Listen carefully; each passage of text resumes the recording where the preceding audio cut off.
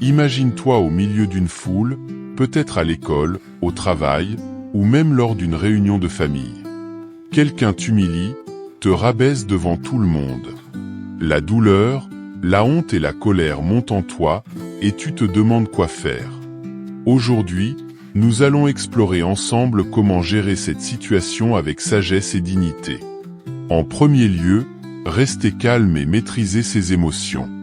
Lorsqu'on est humilié devant les autres, la première réaction naturelle est souvent la colère, la tristesse ou la honte. Ces émotions sont normales, mais il est crucial de les maîtriser pour ne pas aggraver la situation. Prenons un exemple de la nature. Imagine un grand arbre sous une tempête. L'arbre ne se brise pas sous le vent fort parce qu'il est flexible et capable de plier sans casser. De la même manière, la maîtrise de soi nous permet de rester fort et résilient face à l'adversité. Confucius, le célèbre philosophe chinois, disait « La patience est pouvoir, avec le temps et la patience, la feuille du mûrier devient satin ». En prenant une profonde respiration et en restant calme, tu montres ta force intérieure. Rester calme te permet de penser clairement et de répondre de manière réfléchie plutôt que par impulsion. En contrôlant tes émotions, tu évites de dire ou de faire quelque chose que tu pourrais regretter plus tard. De plus, ta sérénité peut désarçonner l'agresseur, qui s'attendait peut-être à te voir réagir violemment. Au lieu de cela, tu lui montres que tu es au-dessus de cette provocation. Cette maîtrise de soi est une compétence précieuse qui peut t'aider non seulement dans des situations d'humiliation, mais dans tous les aspects de ta vie. En deuxième lieu, comprendre les motivations de l'autre. Parfois, les gens humilient les autres parce qu'ils se sentent eux-mêmes insécurisés ou en manque de confiance. Il est important de se rappeler que le comportement des autres reflète souvent leurs propres luttes intérieures. Wayne Dyer, un auteur américain reconnu, a dit « Comment les gens te traitent est leur karma, comment tu réagis est le tien. » En d'autres termes, tu ne peux pas contrôler les actions des autres, mais tu peux contrôler ta réaction. En prenant du recul et en essayant de comprendre pourquoi quelqu'un agit de manière humiliante, tu peux éviter de le prendre personnellement. Peut-être cette personne traverse-t-elle une période difficile, se sent-elle menacée par toi, ou essaie-t-elle simplement d'attirer l'attention? Comprendre ses motivations ne justifie pas leur comportement, mais cela te permet de ne pas te laisser submerger par la colère ou la tristesse. Par exemple, imagine un collègue qui te critique durement lors d'une réunion. Plutôt que de réagir impulsivement, prends un moment pour réfléchir. Peut-être que ce collègue se sent sous pression pour performer et projette ses insécurités sur toi. En comprenant cela, tu peux répondre avec plus de compassion et de calme.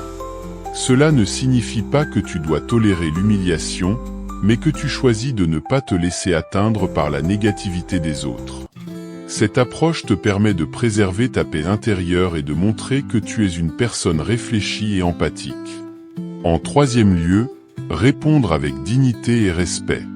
Répondre avec dignité et respect ne signifie pas rester silencieux ou accepter l'humiliation. Cela signifie défendre tes droits sans descendre au même niveau que celui qui t'attaque. Il est important de montrer que tu te respectes assez pour ne pas te laisser abattre par des paroles ou des actions blessantes. Mahatma Gandhi a dit « Là où il y a amour, il y a vie ».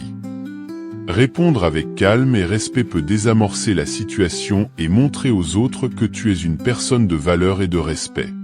Par exemple, si quelqu'un te critique en public, tu peux répondre en disant « Je comprends que tu as des critiques à faire, mais j'apprécierais que tu me parles en privé pour que nous puissions discuter de manière constructive. » Cette réponse montre que tu es ouvert au dialogue et que tu refuses d'être humilié publiquement.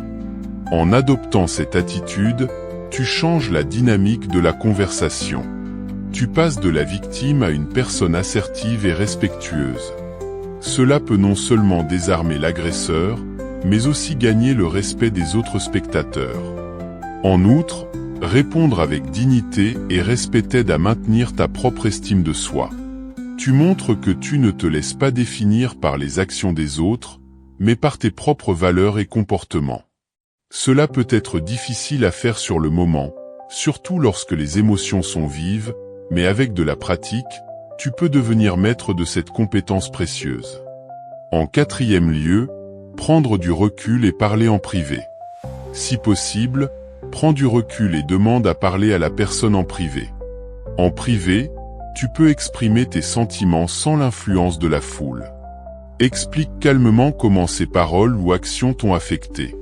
Parfois, les gens ne réalisent pas l'impact de leurs mots jusqu'à ce qu'ils soient confrontés de manière respectueuse. Par exemple, imagine que ton manager te critique sévèrement devant tes collègues. Plutôt que de réagir sur le moment, attends que la situation se calme et demande à le voir en privé. Dis-lui quelque chose comme « J'aimerais discuter de ce qui s'est passé plus tôt. Tes remarques m'ont vraiment affecté et je pense que nous pourrions trouver une meilleure manière de communiquer. » Cette approche montre que tu es mature et désireux de résoudre le conflit de manière constructive. De plus, parler en privé permet souvent à l'autre personne de se montrer plus réceptive et ouverte à la discussion. En public, elle peut se sentir obligée de défendre sa position, mais en privé, elle est plus susceptible d'écouter et de comprendre ton point de vue. Cette méthode te donne également l'opportunité de clarifier toute incompréhension et de trouver un terrain d'entente. En prenant du recul, tu montres que tu es capable de gérer des situations difficiles avec calme et professionnalisme, ce qui peut renforcer ton image et ton respect de soi. En cinquième lieu, apprendre et grandir de l'expérience. Chaque expérience, bonne ou mauvaise, est une opportunité d'apprentissage. Comme l'a dit Nelson Mandela, je ne perds jamais. Soit je gagne, soit j'apprends. Utilise cette expérience pour te renforcer, apprendre à mieux gérer tes émotions et à répondre de manière constructive. Lorsque tu es humilié, il est naturel de se sentir blessé, mais au lieu de te concentrer sur la douleur, essaie de voir ce que tu peux en tirer. Par exemple, après une situation d'humiliation, prends du temps pour réfléchir. Qu'est-ce qui a conduit à cette situation? Comment as-tu réagi? Que pourrais-tu faire différemment à l'avenir? En répondant à ces questions, tu transformes une expérience négative en une leçon précieuse. Peut-être découvriras-tu que tu dois travailler sur ta confiance en toi, ou que tu dois apprendre à mieux gérer les conflits. Chaque leçon que tu tires te rendra plus fort et plus préparé pour faire face à de futures épreuves. De plus, partager ces leçons avec d'autres peut être extrêmement bénéfique. En parlant de tes expériences et des leçons que tu en as tirées, tu peux aider les autres à surmonter des situations similaires. Cela crée un cercle vertueux où chacun apprend et grandit grâce aux expériences des autres. N'oublie pas que la vie est un voyage d'apprentissage continu. Chaque défi est une opportunité de croissance personnelle et de développement. En adoptant cette perspective, tu peux transformer chaque humiliation en une étape vers une meilleure version de toi-même. La grande leçon. La grande leçon à retenir est que l'humiliation publique ne définit pas ta valeur. Ta réponse à cette situation, en revanche, peut renforcer ta dignité et ton caractère. N'oublie jamais que la vraie force réside dans la capacité à rester calme, à comprendre les autres, et à répondre avec respect et dignité. Chaque épreuve est une opportunité de grandir et de montrer qui tu es vraiment. Alors, la prochaine fois que quelqu'un essaie de t'humilier devant tout le monde, rappelle-toi ces conseils, et montre au monde la force et la sagesse qui résident en toi.